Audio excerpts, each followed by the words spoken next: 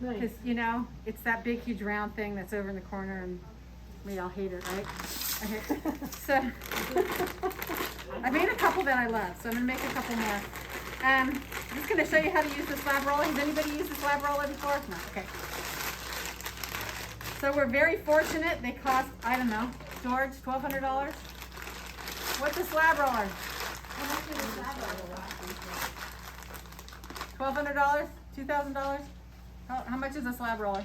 How much does it cost, George? How much does a slab roller cost?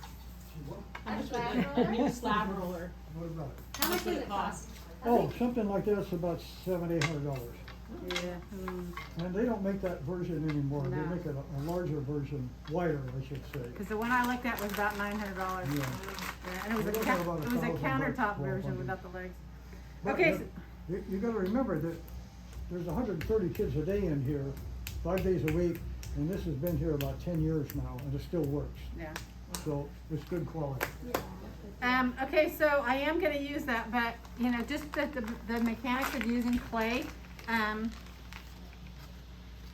you want to align the particles in your clay, so we're gonna roll it out one way, rotate it 90 degrees and roll it out the other, so that when it dries, it's gonna dry nice and smooth.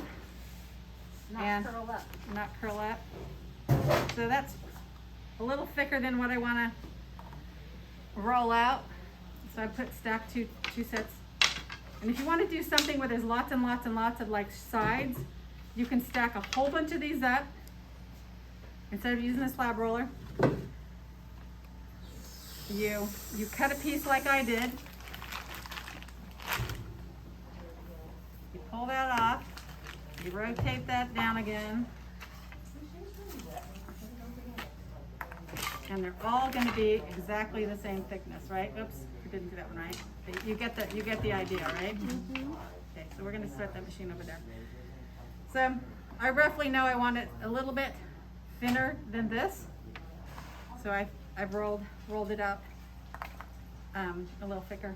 So you want to come over here, and this machine, it runs on pulleys underneath, and that's usually what pops off, and it's really expensive to replace them. It takes about 6 weeks to get pieces. So there's steps that you need to use in order to not overtax this the wires and essentially break it. But here are your guidelines for the different inserts of pieces of masonite that go in it to make different thicknesses of clay. I pulled out the thin one. You've got 2 thick ones here that you can pull out depending on how thick you want your clay. This one is going to go a little bit thicker. Let me just flatten it out real quick. You want to have some canvas underneath it so it doesn't stick too much. And on top. Yep. These are pretty long. And notice how thin her piece is. You don't want to stick a big old wad of clay in there. You can break the machine. So make it thin. At least make it an inch, not thicker than an inch thick when you're putting it down. Right. Because this will roll out to an inch with no inserts. I have 2 inserts in there, so it's a little thinner. And for the most part, it should roll very freely like that. If you have to crank it, get a rolling pin and roll it out a little thinner. Can you do any of those slab thicknesses and it'll fire just fine? Yep. Okay, Yeah. cool. The hardest thing most people have, and the really hardest thing that potters have, is patience. If you have something really thick, you gotta let it dry, and there's different ways to make things dry flat. If you're making a platter or a plate or something. So then you've got your piece there. And then I'm gonna come over and, you know, it has the canvas texture. Some people like that, which is great.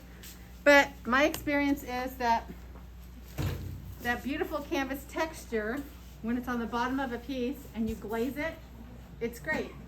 But then if you dip it to, if you put your wax on so it doesn't stick, and then you dip it in the glaze, those little tiny holes will hold the glaze in it. So you want to get rid of that. You want to get rid of that texture on the bottom because you don't want any micro pieces of glaze on the bottom of your piece. So I just get rid of them. And I'm going from the outside in. I don't want any like little thin shards of clay at the outside. Plus this is roughly the size I want it anyway, so I don't want it bigger. Got a little bit of a hair from the fabric. And you're going to pick up some dry clay, don't worry about that. Although the hole punch circle is not what I want. Outside in, just smooth it down. And the other thing too is, which is really hard because we're doing this by hand, is touch it with your hands as little as possible, because you can create just indents with your finger without even thinking about it. So I'm roughly gonna use this piece over here. This is the demo piece here. This is my bottom. That's how this one's all smooth because. He's kind of, do you see how she's moving it in different directions? That's gonna help, keep it all, compressing it a little bit, that's also gonna help keep it from rolling later, as a little compression that she's doing. From rolling? From sort of, cause the clay has sort of a memory, so if you just use the roller and you are making a platter, it's gonna have a tendency to wanna go back to how it was rolled. Let's see. So the more you can kind of compress it in other directions, the less likely that's gonna happen.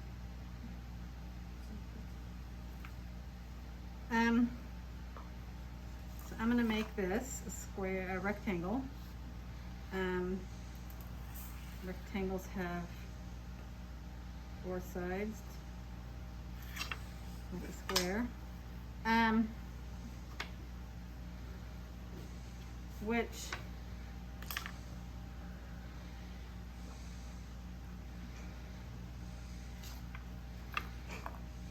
Which is a lot of detail, right? So let's see, I want to make this. Use 10, I think.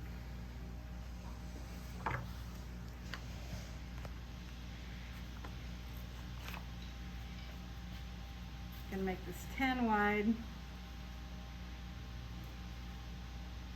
How much will that shrink? 10 to 15%. So it won't be huge.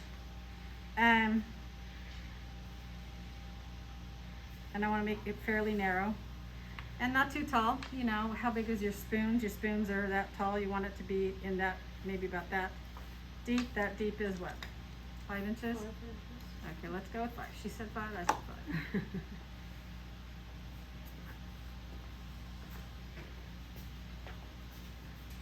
I have some tools that I just mark on it. It's a rough number. If you're throwing a cup and you want them all to be the same, you've got your measuring tool right there. So that's what I use. 5 inches, or you can use this handy dandy ruler.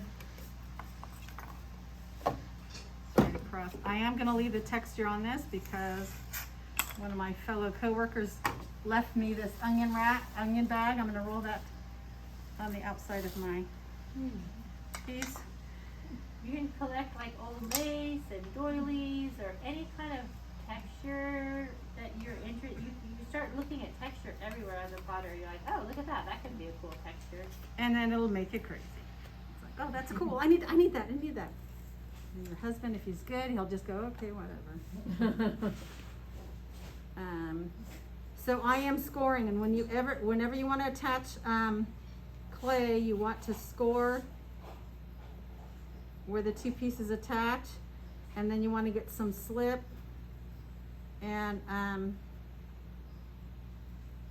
put the slip, it's like glue, in between the 2 pieces that you're attaching. If you ever have any questions about that, or if you have any like really dry pieces that you can't keep, let me know, and then I'll make some slip out of it. I made some slip last week.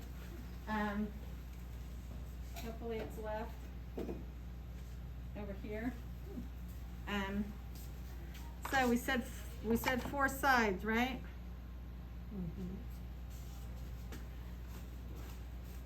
And usually I have a little paintbrush that I have to put slip on, but it's not in this bag.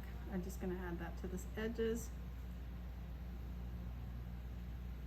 This clay is really firm because it's old. Typically, if you're building something like this by hand, your piece is not gonna have, it's gonna be a lot more flimsy than this.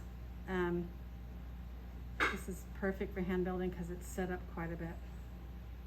So you can always roll out your slabs at the beginning of class and then decide to work on them at the end of class, and that might help firm them up a little bit. All right, 4 sides, right? So I'm gonna take this. I got 1 side there. I got 2 sides there. I taught kids how to build pottery at a summer camp for years, and having an 8-year-old attached 4 corners, not so fun. So, structurally, And there's a great book over there about hand building and how to miter these corners to attach them over on this side. I'm not gonna do that. I'm just gonna do it at a 90 to itself and attach with some slip and squish it together really well. Any time, for the most part, anytime you attach 2 pieces of clay when you're hand building, you wanna slip and score. There are times when you don't need to, but I don't think it ever hurts, and No. sometimes you'll wish you did because your piece will fall apart. yeah. So like, even if your clay's soft, you might as well do it. It's never gonna hurt to do it, and it might hurt you not to do it. Yeah, if it falls apart after you've put, the whole evening into it because you chose to kind of, Skip the scoring. skip that one step that, it's okay, I'm good enough to do it, and I've done that before. I'm sure George has done it before, where you're like, I'm just gonna, it'll be fine. It's not. So we're gonna slip and score these 2, and I'm gonna squish them together really well, and then I'm gonna actually, in the ones that I have at home, I have little partitions like a frog. Do you know what a frog is when you do flowers? So that if you only have a few things in here, they don't, You mean the foam? well, Like little separators so they don't like. thank you, yes, that's what I was Little looking for. separators? Yeah. So I'll take a piece of clay here and just attach it on the inside, so if I've only got 4 spoons in there, they're not sitting on their side, they're gonna have a brace in there. Okay, so this is your basic structure, really quick, really easy. I'm gonna really compact this here, do a real thin strip. I'll cut this in half. I'll run this little bead of clay, get it real wet, attach it to that seam on the inside so it's really, really solid.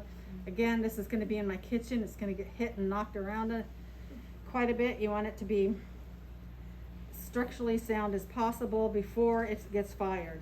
So I'm gonna add some pieces here and there, and make it nice and happy. You wanna, if you're putting the time in, put the time in. And ask questions. If you're not sure and you're winging it, and you've got people who've been doing this for a long time, we don't want you to go home and have a piece that could have been a little bit more structurally sound just because you didn't ask a question.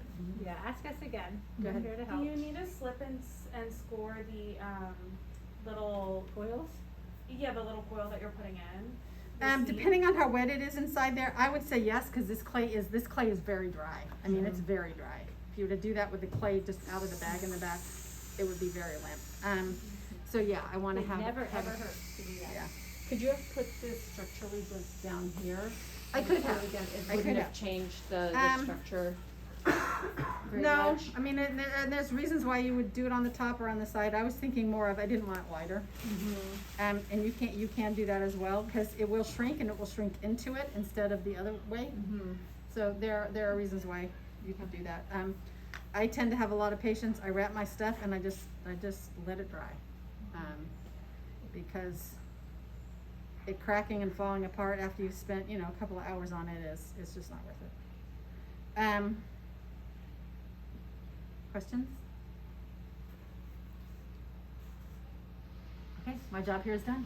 So then are you just gonna cut the